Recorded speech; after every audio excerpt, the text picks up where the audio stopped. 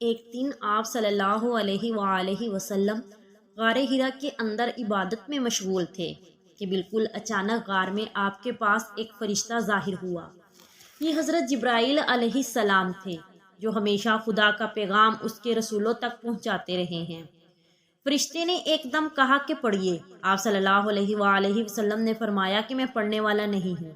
فرشتے نے پکڑا اور نہایت گرم جوشی کے ساتھ آپ سے زوردار معانقہ کیا اور پھر چھوڑ کر کہا کہ پڑھیے۔ آپ نے پھر فرمایا کہ میں پڑھنے والا نہیں ہوں۔ فرشتے نے پھر دوسری مرتبہ آپ کو اپنے سینے سے چمٹایا اور چھوڑ کر کہا کہ پڑھیے۔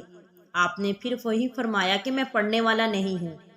تیسری مرتبہ پھر فرشتے نے آپ کو بہت زور کے ساتھ اپنے سینے سے لگا کر چھوڑا اور کہا، اقرأ بسم ربک الذی خلق خلق الانسان من علق اقرأ وربک الاکرم الذی علم بالقلم علم الانسان ما لم یعلم۔ یہی سب سے پہلی وحی تھی جو آپ صلی اللہ علیہ وآلہ وسلم پر نازل ہوئی۔ ان آیتوں کو یاد کر کے حضور اقدس صلی اللہ علیہ وآلہ وسلم اپنے گھر تشریف لائے، مگر اس واقعے سے جو بالکل ناگہانی طور پر آپ کو پیش آیا، اس سے آپ کے قلب مبارک پر لرزہ طاری تھا۔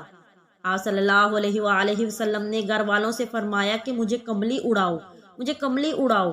جب آپ کا خوف دور ہوا اور کچھ سکون ہوا تو آپ نے حضرت بی بی خدیجہ رضی اللہ تعالی عنہا سے غار میں پیش آنے والا واقعہ بیان کیا اور فرمایا کہ مجھے اپنی جان کا ڈر ہے۔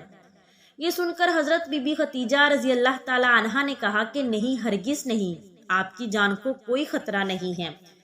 خدا کی قسم، اللہ تعالیٰ کبھی بھی آپ کو رسوا نہیں کریں گے۔ آپ تو رشتہ داروں کے ساتھ بہترین سلوک کرتے ہیں، دوسروں کا بار خود اٹھاتے ہیں، خود کما کما کر مفلسوں اور محتاجوں کو عطا فرماتے ہیں، مسافروں کی مہمان نوازی کرتے ہیں، حق و انصاف کی خاطر سب کی مصیبتوں اور مشکلات میں کام آتے ہیں۔ اس کے بعد حضرت خدیجہ رضی اللہ تعالی عنہا آپ کو اپنے چچا زاد بھائی ورقہ بن نوفل کے پاس لے گئیں۔ ورقہ ان لوگوں میں سے تھے جو موحد تھے اور اہل مکہ کی شرک و بت پرستی سے بیزار ہو کر نصرانی ہو گئے تھے اور انجیل کا عبرانی زبان میں عربی میں ترجمہ کیا کرتے تھے، بہت بوڑھے اور نابینا ہو چکے تھے۔ حضرت بی بی خدیجہ رضی اللہ تعالی عنہا نے ان سے کہا کہ بھائی جان، آپ اپنے بھتیجے کی بات سنیے۔ ورقہ بن نوفل نے کہا کہ بتائیے، آپ نے کیا دیکھا ہے؟ حضور صلی اللہ علیہ وآلہ وسلم نے غار ہرا کا پورا واقعہ بیان فرمایا۔ یہ سن کر ورقہ بن نوفل نے کہا کہ یہ تو وہی فرشتہ ہے جس کو اللہ تعالیٰ نے حضرت موسیٰ علیہ السلام کے پاس بھیجا تھا۔ پھر ورقہ بن نوفل کہنے لگے کہ کاش میں آپ کے اعلان نبوت کے زمانے میں تندرست اور جوان ہوتا، کاش میں اس وقت تک زندہ رہتا جب آپ کی قوم آپ کو مکہ سے باہر نکالے گی۔ یہ سن کر حضور صلی اللہ علیہ وآلہ وسلم نے تعجب سے فرمایا، کیا مکہ والے مجھے مکہ سے نکال دیں گے؟ تو ورقہ بن نوفل نے کہا کہ جی ہاں، جو شخص بھی آپ کی طرح نبوت لے کر آیا، لوگ اس کے ساتھ دشمنی پر کمر بستہ ہو گئے۔ اس کے بعد کچھ دنوں تک وحی اترنے کا سلسلہ بند ہو گیا۔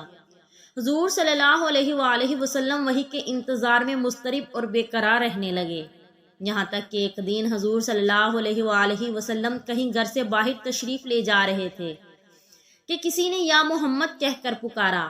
آپ نے آسمان کی طرف سر اٹھا کر دیکھا تو یہ نظر آیا کہ یہ وہی فرشتہ حضرت جبرائیل علیہ السلام ہے جو غار میں آیا تھا۔ آسمان و زمین کے درمیان ایک کرسی پر بیٹھا ہوا ہے۔ یہ منظر دیکھ کے آپ کے قلب مبارک میں ایک خوف کی کیفیت پیدا ہو گئی اور آپ مکان میں آ کر لیٹ گئے اور گھر والوں سے فرمایا کہ مجھے کمبل اڑاؤ، مجھے کمبل اڑاؤ۔